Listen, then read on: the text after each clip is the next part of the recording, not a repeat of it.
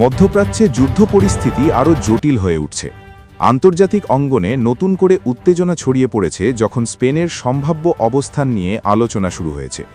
বিভিন্ন কূটনৈতিক সূত্র বলছে, ইরানের বিরুদ্ধে যুক্তরাষ্ট্রের সামরিক পদক্ষেপ হলে স্পেন সীমিত পর্যায়ে সমর্থন দিতে পারে, যদিও স্পেন সরকার আনুষ্ঠানিকভাবে যুদ্ধ সমর্থনের কথা অস্বীকার করেছে।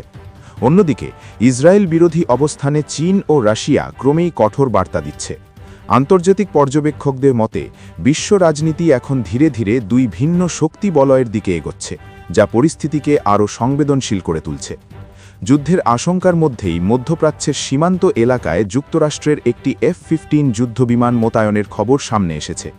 সামরিক বিশ্লেষকরা বলছেন, এটি আকাশ নিয়ন্ত্রণ নিশ্চিত করার প্রস্তুতির অংশ হতে পারে।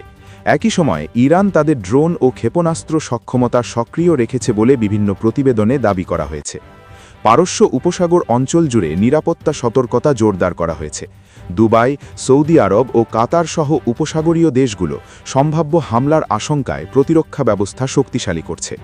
তেল পরিবহন রুট নিরাপদ রাখতে আন্তর্জাতিক নৌটহলও বাড়ানো হয়েছে। ইসরায়েলি প্রতিরক্ষা শিল্পের হামলায় ইরানের গুরুত্বপূর্ণ কিছু অবকাঠামো ক্ষতিগ্রস্ত হয়েছে বলে দাবি করা হলেও স্বাধীনভাবে এসব তথ্য যাচাই করা সম্ভব হয়নি।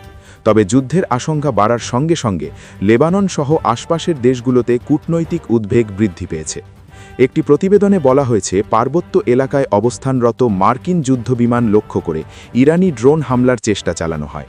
এই খবর প্রকাশের পরই বৈশ্বিক জ্বালানি বাজারে অস্থিরতা দেখা দেয়। তেলের দাম হঠাৎ ওঠানামা শুরু করে এবং বিনিয়োগকারীদের মধ্যে উদ্বেগ বাড়ে। চীন প্রকাশ্যে জানিয়েছে, ইরানের নিরাপত্তা প্রশ্নে তারা পিছু হটবে না। একই সময়ে ইসরায়েল তাদের সামরিক অভিযান চালিয়ে যাওয়ার ঘোষণা দিয়েছে, ফলে সংঘাত আরও বিস্তৃত হওয়ার আশঙ্কা তৈরি হয়েছে। মঙ্গলবার রাতে চীনের পররাষ্ট্রমন্ত্রী ওয়াং ইসরায়েলের প্রধানমন্ত্রীর সঙ্গে ফোনালাপে বর্তমান সংকট নিয়ে আলোচনা করেন।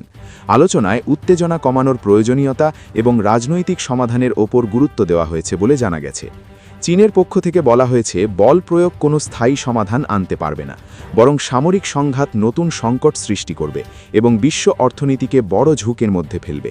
এদিকে যুক্তরাষ্ট্রের সাবেক প্রেসিডেন্ট ডোনাল্ড ট্রাম্পের পূর্ববর্তী কূটনৈতিক অবস্থান নিয়েও আলোচনা শুরু হয়েছে। সম্ভাব্য সংঘাতের আগে ইউরোপীয় দেশগুলোর সঙ্গে রাজনৈতিক সমন্বয়ের বিষয় উঠে এসেছে আন্তর্জাতিক বিশ্লেষণে। স্পেনের প্রধানমন্ত্রী পেদ্রো সানচেজ এক টেলিভিশন সাক্ষাৎকারে বলেন, তার সরকারের অবস্থান স্পষ্ট, যুদ্ধ নয় বরং সংলাপ। তিনি 2003 সালের ইরাক যুদ্ধের উদাহরণ তুলে ধরে সতর্ক করেন যে সামরিক আগ্রাসনের দীর্ঘমেয়াদী মানবিক মূল্য অত্যন্ত ভয়াবহ হতে পারে।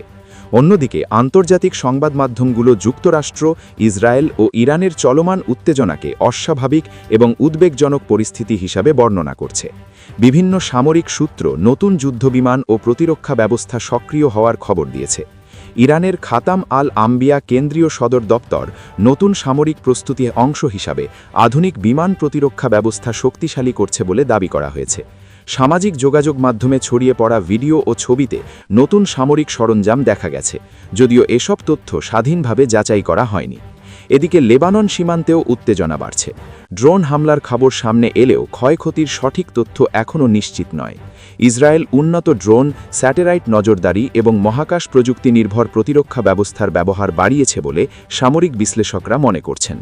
ইরানের রাষ্ট্রীয় সংবাদ মাধ্যম অপারেশন ট্রু প্রমিস 4 নামে একটি সামরিক অভিযানের দাবি করেছে, যেখানে একটি মার্কিন নৌজাহাজ লক্ষ্যবস্তু করা হয়েছে বলে বলা হয়েছে।